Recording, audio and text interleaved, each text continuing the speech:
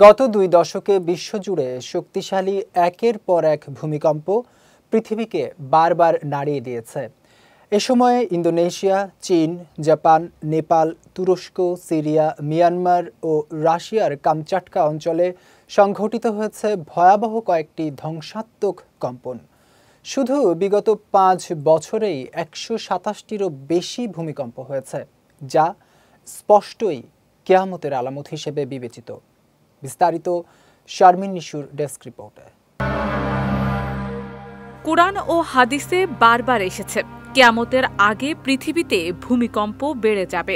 বিভিন্ন পরিসংখ্যান দেখলেও এই সত্যতা পাওয়া যায়। 2005 সালের ইন্দোনেশিয়ার নিস সিমিওলু ভূমিকম্পে প্রায় 1000-এর বেশি মানুষ প্রাণ হারায়। 2008 সালে চীনের সিচুয়ানে প্রাণহানি ছুঁয়ে ফেলে প্রায় 90,000। 2011 সালের জাপানের তোহোকু ভূমিকম্প ও সুনামি পৃথিবীর প্রযুক্তি ও প্রস্তুতি সম্পন্ন জাতিদের জন্য নির্মম শিক্ষা হয়ে আসে।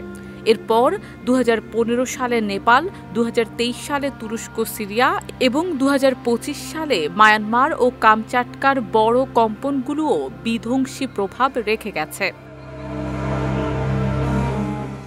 পবিত্র কোরআনে বিভিন্ন স্থানে ভূমিকম্পকে সতর্ক বার্তা, আল্লাহর ক্ষমতার নিদর্শন এবং কখনো কখনো শাস্তি হিসেবে উল্লেখ করা হয়েছে। সূরা হজে আল্লাহ তাআলা বলেন, হে মানবজাতি, তোমরা তোমাদের রবকে ভয় করো, নিশ্চয়ই কিয়ামতের ভূকম্পন হবে ভয়াবহ। বিশ্বের বিভিন্ন ভূতাত্ত্বিক বিশেষজ্ঞরা বলছেন, টেকটোনিক প্লেটের গতিশীলতার কারণে শক্তিশালী ভূমিকম্প ভবিষ্যতেও অব্যাহত থাকবে। তবে ধর্মীয় দৃষ্টিকোণ থেকে বহু মুসলিম বারবার এসব ভূমিকম্পকে কিয়ামতের নিকটতম আলামতগুলোর একটি হিসেবে দেখছেন। মার্কিন ভূতাত্ত্বিক জরিপের তথ্য অনুযায়ী 1970-এর দশকে 7 বা তার বেশি মাত্রার ভূমিকম্প বছরে 10 থেকে 15টি ছিল। তা এখন বেড়ে দাঁড়িয়েছে বছরে 20 থেকে 25টি। পরিসংখ্যান মতে 2000 থেকে 2009 সাল পর্যন্ত 7 বা তার বেশি মাত্রার ভূমিকম্প হয়েছে 145টি। 2010 থেকে 2019 সাল পর্যন্ত তা বেড়ে দাঁড়ায় 184টি এবং 2020 থেকে 2025 সালের মধ্যে কেবল 5 বছরে এই ভূমিকম্প হয়েছে 127 বার, যা স্পষ্টই কিয়ামতের আলামতের ইঙ্গিত দেয়।